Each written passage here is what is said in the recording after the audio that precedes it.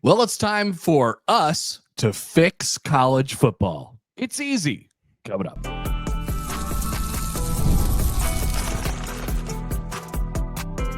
You are Locked On Nebraska, your daily Nebraska Cornhuskers podcast, part of the Locked On Podcast Network, your team every day. All right, good morning, and thank you for making Locked On Nebraska your first listen every day. We are free and available wherever you get your podcasts and on YouTube, part of the Locked On Podcast Network, your team every day. All right, good morning. I'm Mitch Sherman from The Athletic. Connor Happer of 1620 The Zone is with me on Tuesday. Today's Wednesday. On Tuesday at the AFCA convention in Charlotte. This is an annual event I have attended. I am not there this year, as you can see if you're watching on YouTube. More than 60 head coaches from the FBS level voted unanimously. They are unified on a proposal to push forward.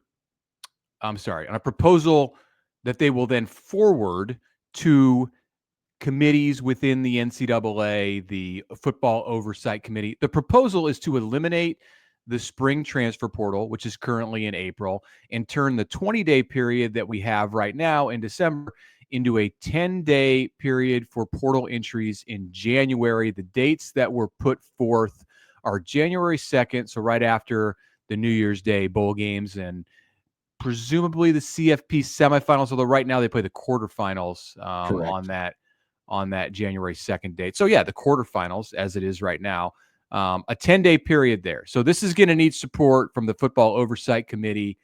That's the next step. That consists of mostly athletic directors and other administrators. There's one coach on the Football Oversight Committee. That is Brett Bielema.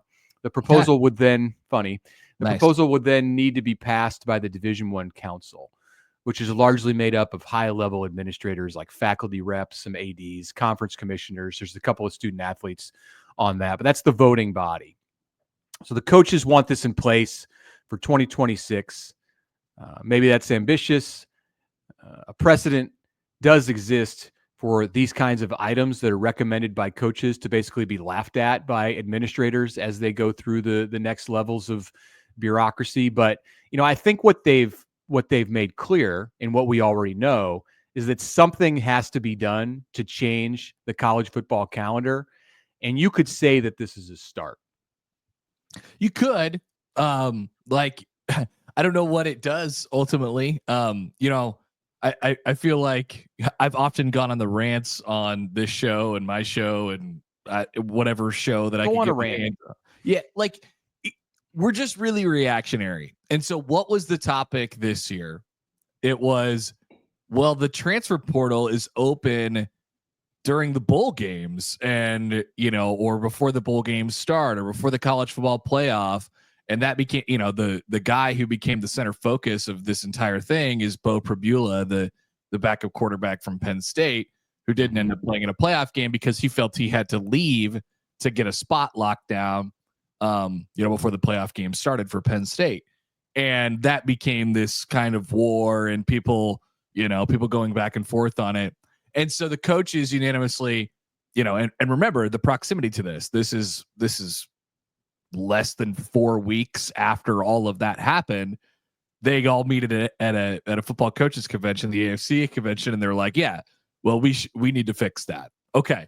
So that's the one thing. And, don't you feel like the recency to all that is really notable in this specific situation? I'm not saying that it's a bad thing. Sure, whatever. It solves that one problem. But oftentimes in college football, if you look at the grand scale of things, we have so many different puzzle pieces that are coming from different puzzles altogether. They're just coming from different boxes.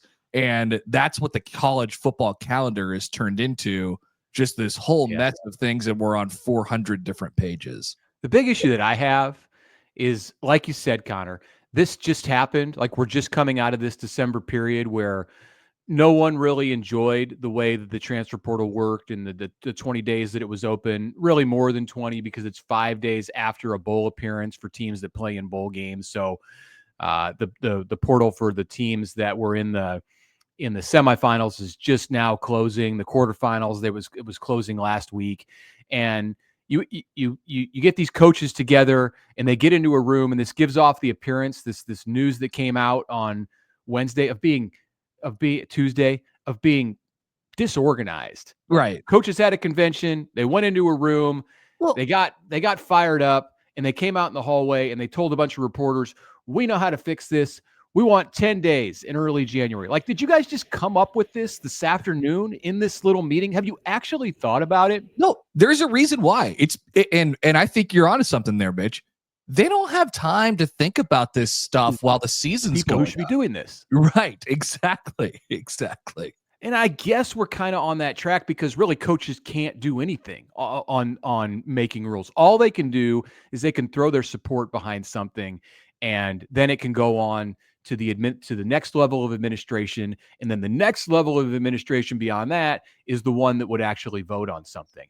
All I think this is going to do is create more confusion. I wish that the coaches, and they do have this person in Craig Bull, the president of the AFCA, and he spoke on their behalf as the I've been out. Basically what happens is they have this meeting, and it's in Charlotte this year, and it's at a big convention center, and a bunch of media are standing in the hallway outside of the meeting, and the coaches, some of them come out, some of them go out the back door, so they avoid the reporters. Others who are more media friendly, when Matt Rule's there, he comes out the front door and smiles for everybody and shakes a lot of hands and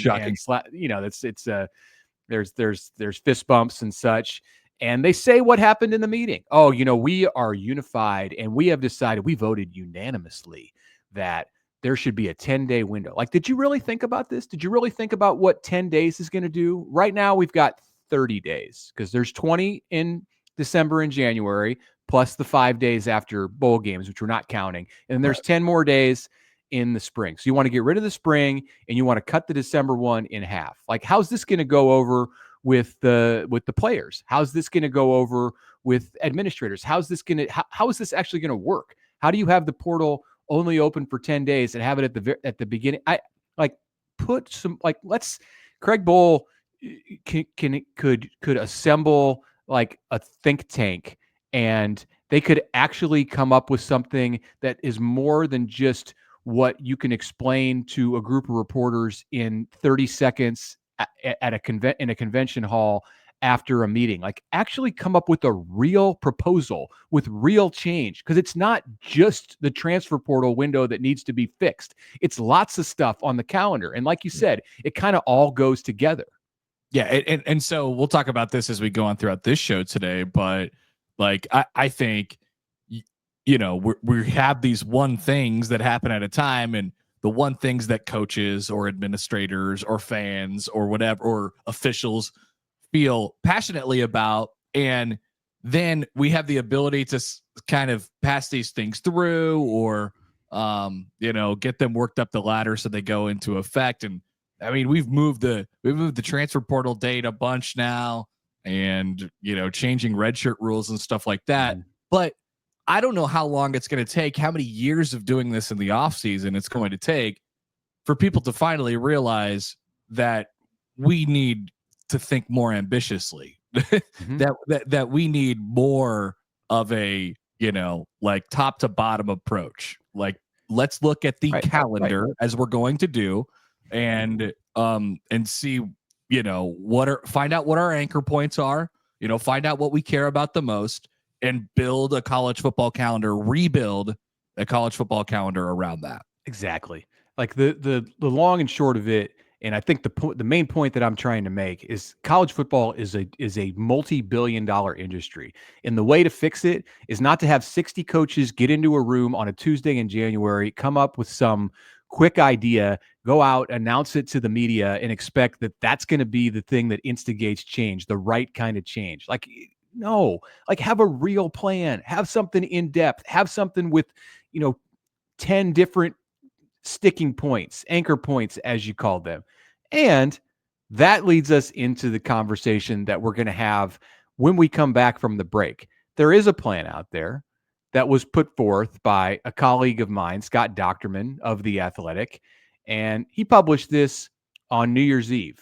I am sad to say that I didn't see it until this week. Now, I've talked to Scott about this, and some of these ideas sound very familiar to me because we've had conversations about this kind of stuff. Good job, Scott, putting it all into article form. Friend of the show.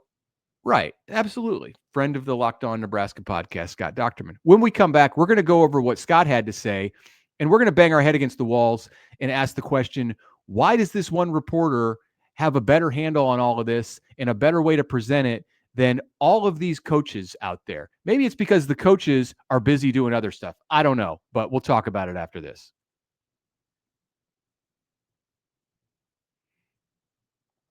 All right, Mitch Sherman here to tell you about Wayfair. So after the holiday hustle, there's nothing like giving your home a little bit of TLC. I always find that decluttering and refreshing the space helps me and my family get back into a routine. So whether you're tidying up, cleaning out, or you just want a new space, a new look for the new year, Wayfair has everything you need all within your budget. Wayfair has a huge selection.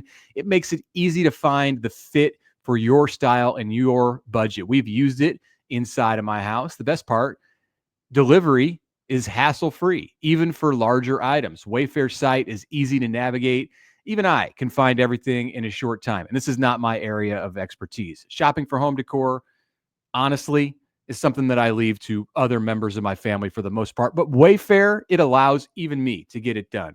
It lets you tackle your New Year's home goals with endless inspirations for every space. Give your home the refresh it needs with Wayfair. Head to wayfair.com right now. That's Wayfair, Wayfair.com.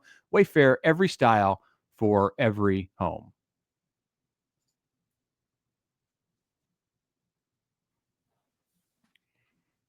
All right, welcome back. Connor Happer and Mitch Sherman with you as we attempt to figure out college football here a little bit. I sort of mentioned it in the first segment where we got a lot of different pieces from a lot of different eras right now and different things that people sort of hang on to. So our dear friend Scott Dochterman has a proposal. You could find it on The Athletic. Like Mitch said, he wrote it and put it out on he put it out on New Year's Eve. And it's like a 12-arm proposal. 10 points. 10 points, 10 ways. 10-point proposal, 10-point plan, right? And it's basically dealing with the college football calendar and things such as moving spring ball to June, having a sort of mini camp, OTAs, moving the season up a week, making sure that the playoff is on the right date. So we could like go through the details of this thing, but there are definitely some interesting points. And I like it, Mitch, because it is a little ambitious. And I think that's the kind of thing that it's going to take to be able to get everybody on the same page here.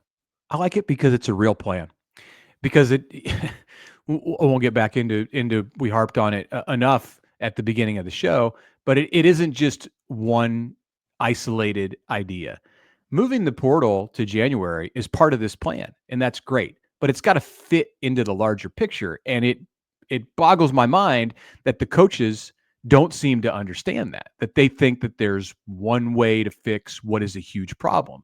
As Scott writes, it's a 10-point plan to address college football's 12-month problem. And that's 100% accurate. The whole calendar is out of whack. And something needs to be done. A lot of things need to be done to fix various portions of the calendar. If you go after 2 weeks out of the year, 4 weeks out of the year, whatever, this December, January period that seems to be on people's mind right now because, hey, guess what? It's January 15th, January 14th when the coaches walked out of this meeting at AFCA. You're going to want to fix something that is just a small piece of this. So Scott says the proposal, item number one, and this one to me is intriguing, and I agree with him.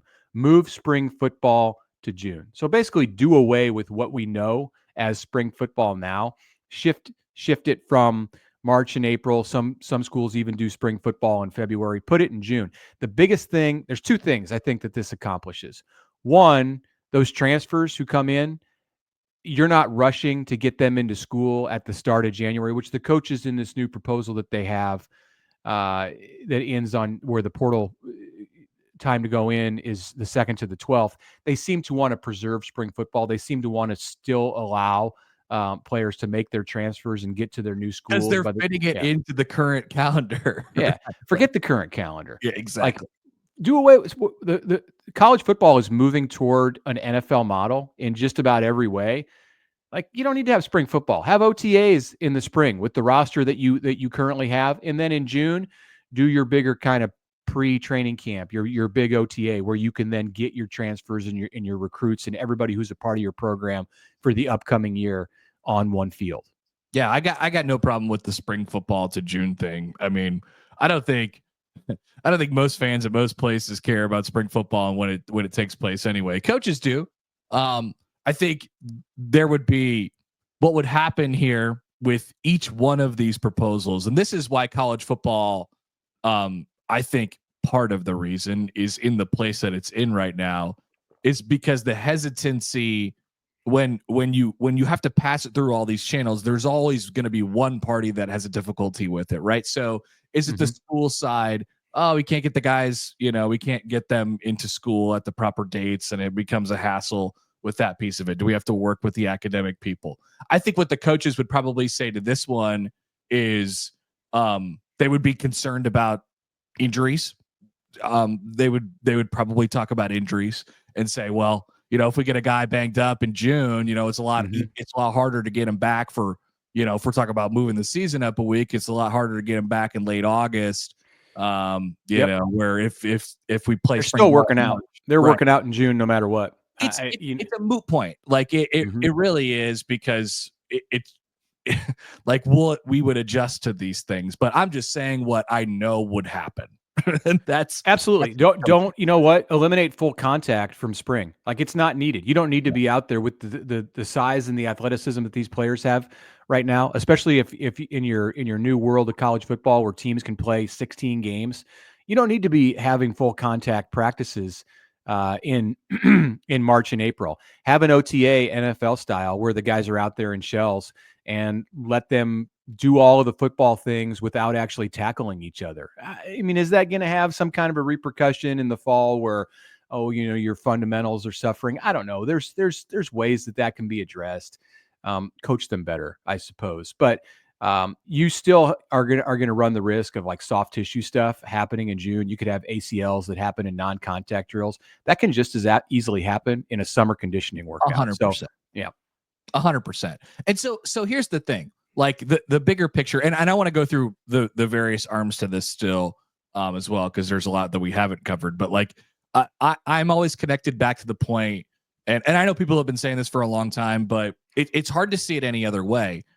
College football needs a voice, right? College football needs a commissioner, right? So everybody is playing under the same rules desperately, and that we don't. Once again, we could see it now as you look at the processes of these very things that we're talking about. Coaches like it, the step above them. Oh, that's funny. That's really cute, coaches. Why don't you go back to coaching? And then it gets turned away, or maybe it gets up to the next level and it gets turned away. And then all of a sudden things do get through, and there's all this bureaucracy to get it to that point. And then we look at the calendar and we say, why is this 400 different things from 400 different eras of college football that each of us hold on differently to? So like everybody, the very hard part about all this is that people are going to have to, like, there's going to have to be swift and like radical changes to the college football calendar and to the rules and to the conferences and how, the type of power that they have. And not everyone is going to like that. But I don't know how you get to that I don't know how you get to that point where it's, where you have a commissioner, when you have that piece. Yeah. But that's what it needs, right? That's what we have to have. It's about somebody stepping up. It's about leadership. And again, I'm with you. I'm not sure, how that's born, like how you get to a place where you can't appoint yourself as the czar of college football. You've got to be there needs to be agreement from all like of he does it tomorrow. He's like, everyone else says, no, thank you. I'm in charge of all college football things right now. Right. It can't be a regionalized thing where it's a person who's coming out, and solely representing the SEC or the Big Ten. That's maybe the hardest step. Like all of the stuff that the college football president would have to do or the czar would have to do, it's not as difficult as actually getting that person in place. Once you have that person in place, then they can create an organized plan. It doesn't have to be the same plan that Scott put forward here, but I think he's onto some things. Another tentacle of this plan, or a key piece of it, and he agrees with the coaches, by the way. He says point number two on his plan is open the transfer portal in January. He's calling for a 19-day window, essentially right after New Year's Day, like the coaches suggested, but have it open until around January 20th, which makes sense because you're not in this huge rush to get the players into school for the spring semester. They don't need to be there in the spring if you're thinking big picture and you're not going to be practicing as much in the months of March and April. He says mini camps in March and April. Great. I like that idea. Mini camps with the roster that you have. Scott even says have the schools fly in their transfers while those transfers are still at their previous stops. So Elijah Pritchett, for instance, Nebraska's new offensive tackle, you fly him in for a mini camp on a weekend in March or April. That's doable. I don't even know if it's 100% necessary if you're going to have your big OTA in June, but it's somewhat doable. He says, move up the early signing period. He wants to see the early signing period in August until the second Monday in October. Fine. Decluttering December. I'm all for it. Plenty of players make their commitments early, and then you can have a second signing period in February when it used to exist. And then the big one I want to get your thoughts on, Connor. He says move the regular season schedule up 1 week so that everything starts on what we now know is week 0, and then you would have the rivalry weekend before Thanksgiving, conference championship games on Thanksgiving weekend, and then and then the college football playoff could be moved up so that the semifinals are on New Year's. Yeah, I think, when I said anchor points earlier, like you start with the thing that everybody appreciates and comes to know about the sport, which is college football's biggest day is New Year's Day. And so you figure out a way to build around that. Now this year, like you said, Mitch, it was the quarterfinals. And there were not a bunch of great games in that round, just like there wasn't a bunch of great games in the previous round before that. So you move it up to the semifinals, and all of a sudden you're not going quite as deep into January as you now have come to know. The national championship game is next Monday this year, which is the 20th of January. I mean, it's getting to be like the Super Bowl. I remember the Super Bowl used to be in January. Now it's the second week of February, right? So, I don't mind that at all. You tighten that up a little bit. I'm trying to figure out what the coaches would say or what anybody would say to go against this. Maybe it's just that, hey, you're taking away my summer. I'm not in love. I'm not in love, to be honest, with the full schedule of games. In week 0. So you're talking about like August 25th, 26th, some years, depending on how the calendar flows. Let's talk more about that when we come back after the break. And then a proposal, a part of this proposal from Scott that impacts where the college football games are played. And before the show is over, we'll talk about how we think this would impact Nebraska if some of this stuff were to go into effect. That is coming up next. All right, but first, I want to share a word with you all about Rocket Money. Do you have any subscriptions that you've forgotten or that you might be overpaying for? Rocket Money has made it very, very easy to track them all down. It's kind of like having a personal assistant for your finances, which is absolutely fantastic. Rocket Money is the personal finance app that helps you find and cancel your unwanted subscriptions, monitor your spending, and help lower your bills so you could grow your savings. It brings everything together in one place, whether it's the fact that you have maybe you're paying double for subscriptions and you don't even know about it. This is going to track it for you. Like I said, personal account, or it can help you keep on track for goals on money that you want to spend per week, per month, per year. Rocket Money has over 5 million users and has saved a total of $500 million in canceled subscriptions, saving members up to $740 a year when using all of the app's premium features. So cancel your unwanted subscriptions and reach your financial goals faster with your personal assistant. That is Rocket Money. Head to rocketmoney.com/locked-on today. That's rocketmoney.com/locked-on. rocketmoney.com/locked-on.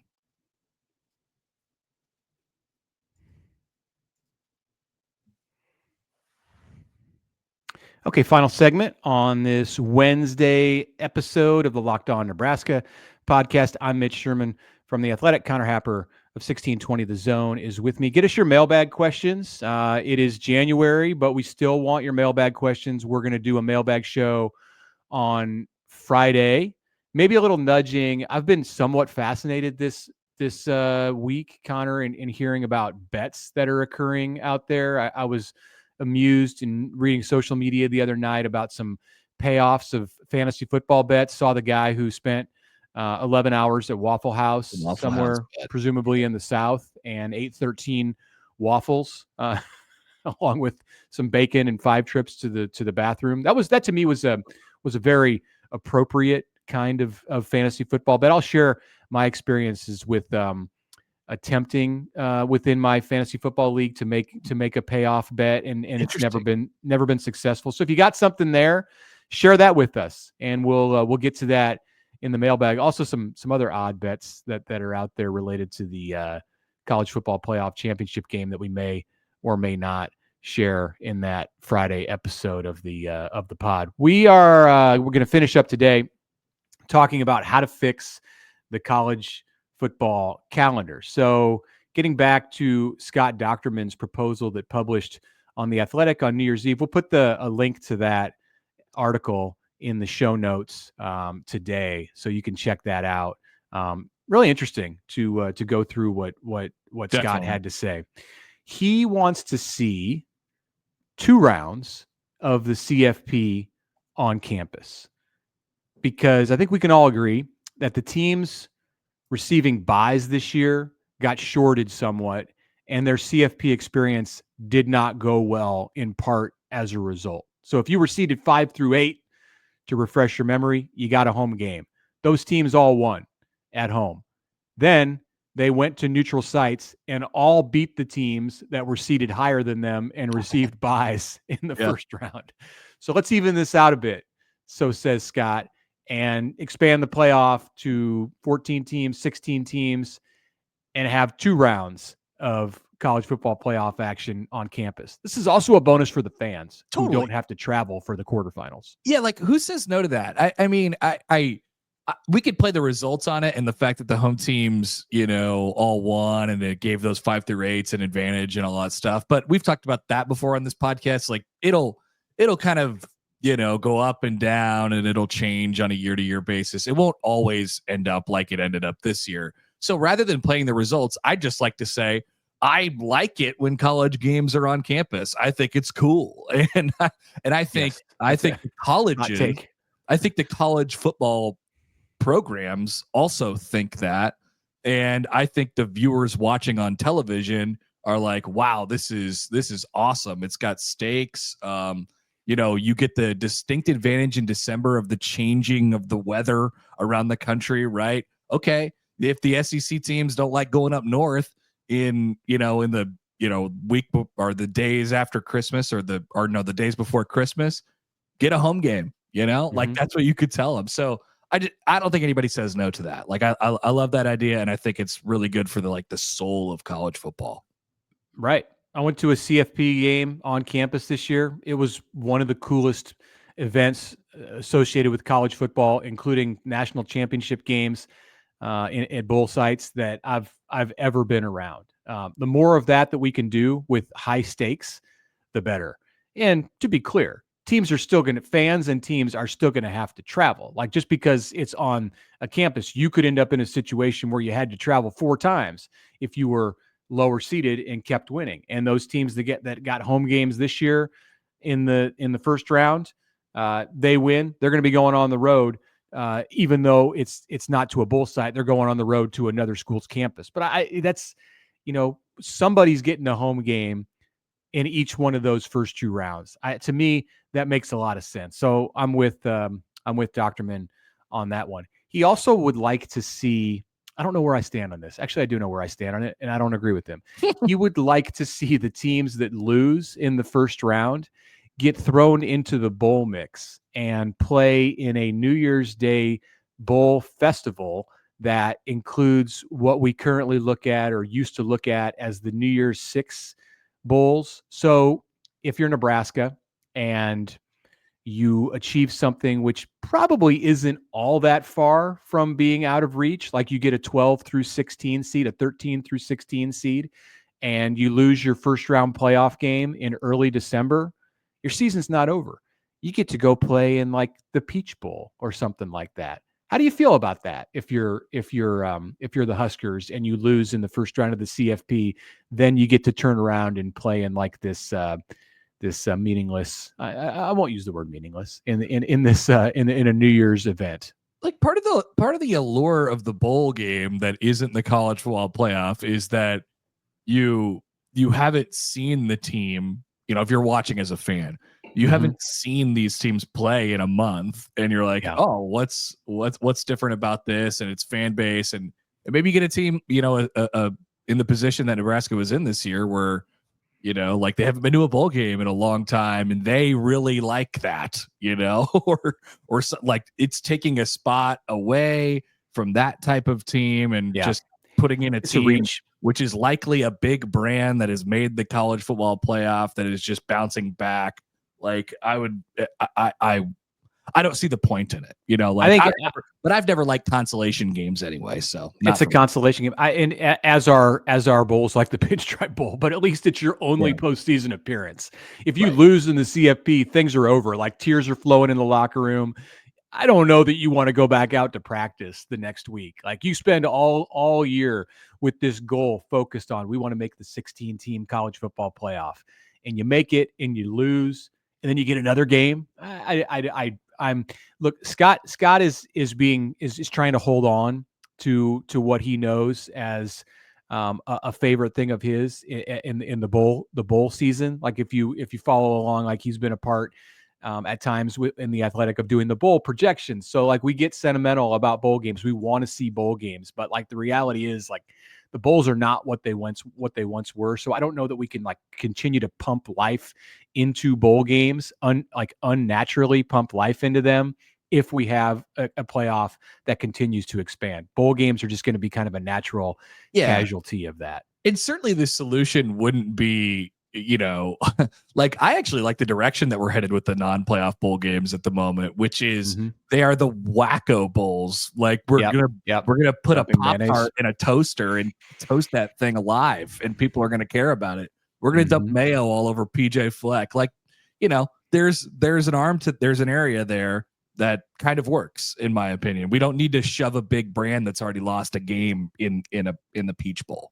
Right. Yeah, I understand what he's going for, because if you have a great season and you make the college football playoff and then it's all over on December 4th, that's a little bit deflating.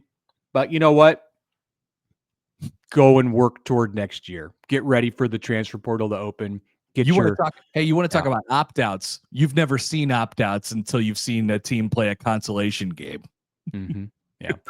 The thing that this does, and he's got some other ideas about how he would tier the bowl system.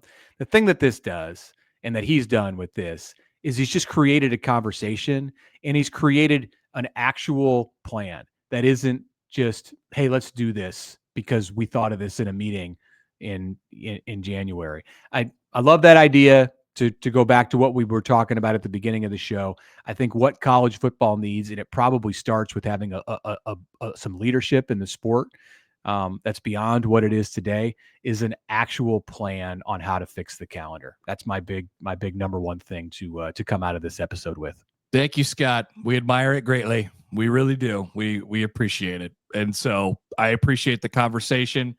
Don't agree with all of it. Don't have to agree with all of it. Nobody's going to agree with all of it. But it is just ambitious enough for it to, you know, for us to maybe start a conversation about, oh, we got to look at the whole pie here instead of just one little slice. Yeah. So if you're on the Football Oversight Committee or the D1 Council and you're watching or listening to this podcast, go check out Scott's article. Or if you're not, and you're just a fan of the sport, go check out Scott's article. I think it starts the conversation and it gets lots of ideas going. All right, thanks for joining us today on the Locked On Nebraska podcast. We'll get back to talking about Nebraska specifically in depth on Thursday. And then remember our Friday mailbag show. Get your questions in to us on email, lockedonneb@gmail.com, or on Twitter. Slide into our DMs. Do whatever you need to do to get questions in front of us. Thanks for making this your first listen today. For your second listen, go check out the Locked On Big Ten podcast. Craig puts the Big Ten first. Find Locked On Big Ten on YouTube or wherever you listen to podcasts.